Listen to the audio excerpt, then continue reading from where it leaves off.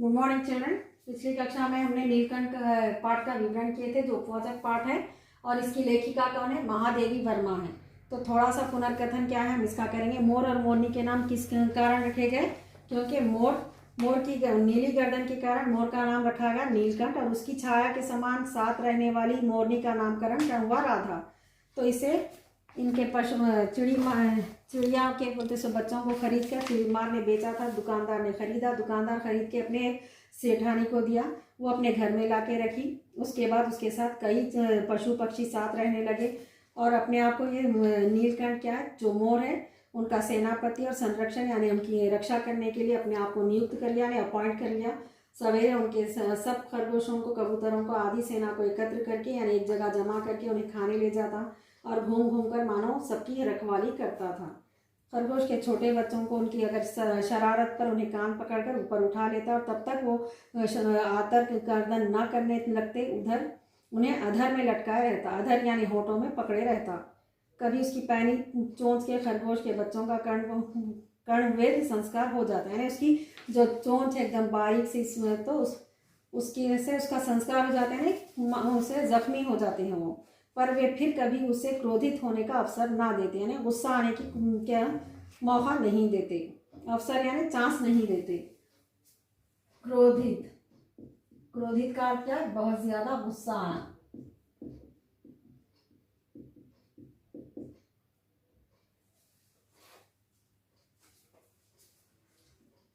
अवसर यानी मौका भी कह सकते हैं आप, यानी चांस।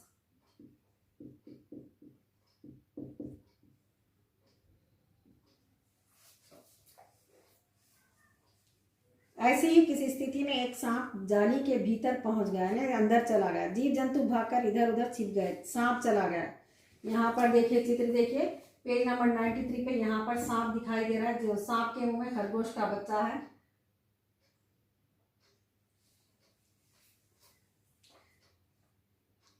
सब जीव जंतु भागकर इधर उधर छिप गए, केवल एक शिशु खरगोश यानी शिशु खरगोश यानी खरगोश का छोटा सा बच्चा जो सांप की पकड़ में आ गया।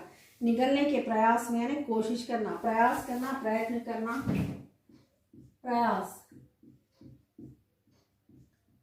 प्रयत्न करना, कोशिश करना, ये सारे शब्द एक ही समान है, इनका अर्थ एक ही है। तो निगलने की कोशिश करने लगा, इसने सांप ने अपने खरगोश के बच्चे को निगलने की कोशिश करने लगा। उसका आधा पिछला शरीर तो मुंह में दबा रखा, शेष आधा जो बाहर था, आधा शरीर यानी आधी बॉडी उसके मुंह में रखा था और आधा बाहर था। शेष का अर्थ क्या है? आधा, शेष, आधा यानी हाफ।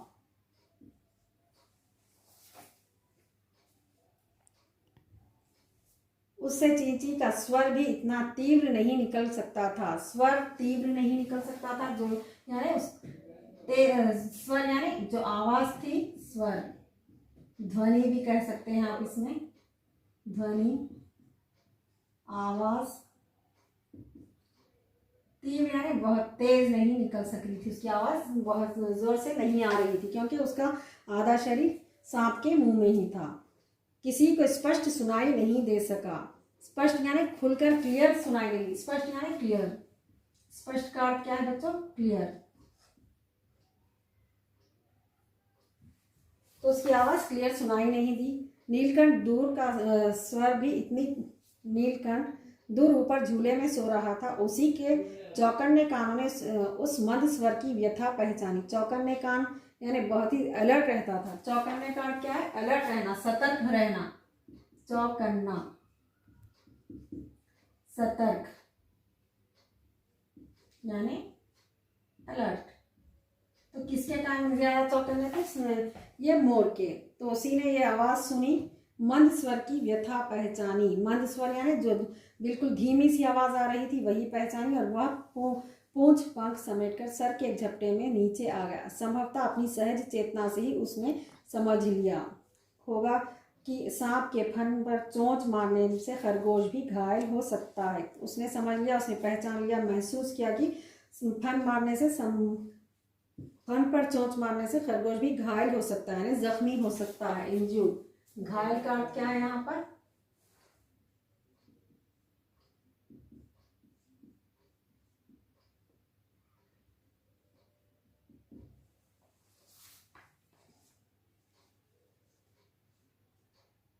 उसने सांप को फन के पास पंजों से दबाया और फिर चोंच से इतने प्रहार किए कि वह अधमरा हो गया।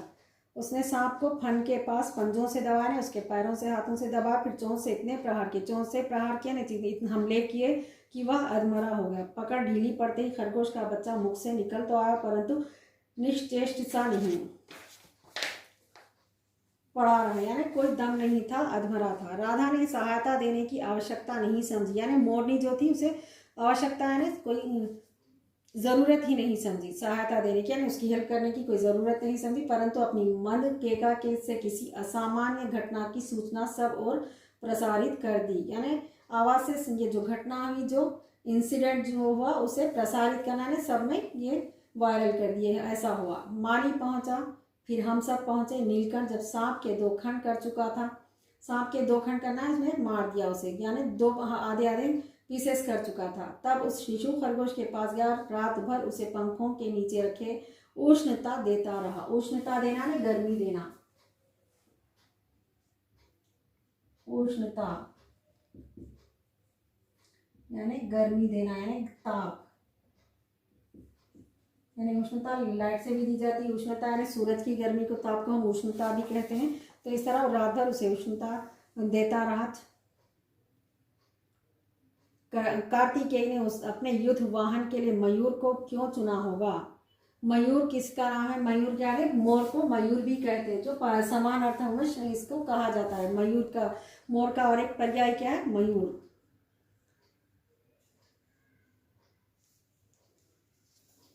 मयूर को क्यों चुना होगा? यह उस पक्षी का रूप और स्वभाव छोड़ देखकर समझ में आ जाता है। मयूर कला प्रिय वीर पक्षी है। कला प्रिय है, कला आर्टिस्ट है। क्या है? मोर क्या है? एक आर्टिस्ट है। लोकप्रिय है, सब में प्रिय है, सब में बहुत ही पसंद किया जाने वाला वीर पक्षी है। हिंसक मात्र नहीं है ना, किसी को हिंसा पहुंचाने वाला नहीं, किसी को मारने या काटने वाला या खाने वाला पक्षी नहीं है। ये हिंसक मात्र नहीं है इसका अर्थ। इसी से उसे बाज, चील आदि की श्रेणी में नहीं रखा जाता है। बाज है, चील है, सारे इनकी श्रेणी में, इनमें काउंट नहीं किया जाता है, बिल्कुल अलग से है, इसका रखा जा सकता है। जिनका जीवन ही क्रूर क्रम है। किनका जीवन क्रूर क्रम है? यानी बहुत बुराई किसमें है? चील में, बाज में। सारे जो पक्षी हैं बहुत ही क्रूर कर्म करते हैं, बहुत बुरे काम करने वाले, एक खाने वाले हैं, काटने वाले हैं। लेकिन मोर ऐसा पक्षी नहीं है। नीलकंठ में उसकी जातिगत विशेषताएं तो थी ही, उसकी जाति यानी उसका बाइबर जो उसकी स्पेशलिटी वो तो थी ही। उनका मानवीकरण भी हो गया था। मेघों की सांवली छाया में अपने इंद्रधनुष के गुच्छे जैसे पंखों को मंडलाकर बनाकर जब वह नाचता था, तब उस नृत्य में एक सहजात लय ताल रहता था। नृत्य का अर्थ क्या है यहाँ पे? डांस। तो यहाँ पर क्या, मोर को अपने प्रेम को स्पष्ट करने, यानी प्यार को, स्नेह को स्पष्ट करने, उसे बताने के लिए, उसे प्रकट करने के लिए मोर की तुलना भी की जाती है और मोर को बताया भी जाता है। जिनका सांवली छाया में अपने इंद्रधनुष के गुच्छे जैसे पंखों को मंडलाकर बनाकर जब वह नाचता था, तब उस नृत्य के एक सहजात लय ताल रहता था। यानी उसका जो नाचना, जो नृत्य है, उसमें भी एक लय और ताल रहता है। आगे पीछे, दाहिने बाएं कर्म से घूम कर वह किसी अलक्ष्य राम पर ठहर जाता था। राधा नीलकंठ के समान नहीं नाचा करती थी, परंतु उसकी गति में भी एक छंद रहता था। राधा यानी मोरनी जो है, उसके मोर के समान, नीलकंठ के समान नाच नहीं सकती थी, लेकिन उसकी गति में भी एक छंद रहता था, एक लय छंद रहता था। उस नृत्यांगन नीलकंठ की दाहिनी ओर के पंख को छूती हुई बाई ओर निकल आती थी और बाएं पंख को स्पर्श कर दाहिनी ओर, यानी उसके आजू बाजू घूमा करती थी वो। इस प्रकार उसकी परिक्रमा में भी एक पूरक ताल परिचय मिलता है, एक म्यूजिक, एक लय रहता था।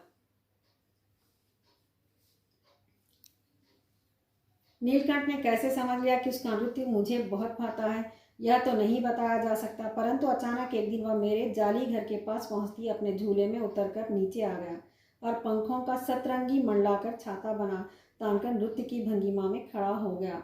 जो ये महादेवी वर्मा है, बाहर आकर बैठते ही उसे कैसे पता चला कि इन्हें नृत्य पसंद है, तो वह अपने पंख फैलाकर, सतरंगी यानी 7 रंगों वाला पंख फैलाकर छाता बनाकर नृत्य की भंगिमा में, नृत्य जैसे करते हैं उस तरह खड़ा हो गया। तो बच्चों आज के कक्षा में हम ये पाठ यहीं पर ख़त्म करते हैं, समाप्त करते हैं। अगली कक्षा में इसका विवरण है, अगली कक्षा में फिर हम इसका विवरण करेंगे और पुनर्कथन भी करेंगे। तो आज ये जो शब्द और अर्थ दिए गए इसे अच्छे से कीजिए। होमवर्क में फिर इसका मौखिक करेंगे। आप मौखिक करेंगे तो सिर्फ करेंगे ना, पक्का करना है, खाली बोलने के लिए नहीं। रीडिंग मस्ट है आपके लिए, रीडिंग और राइटिंग दोनों पार्ट इम्पॉर्टेंट है लैंग्वेज में। तो बच्चों आज की कक्षा यहीं समाप्त होती है। धन्यवाद।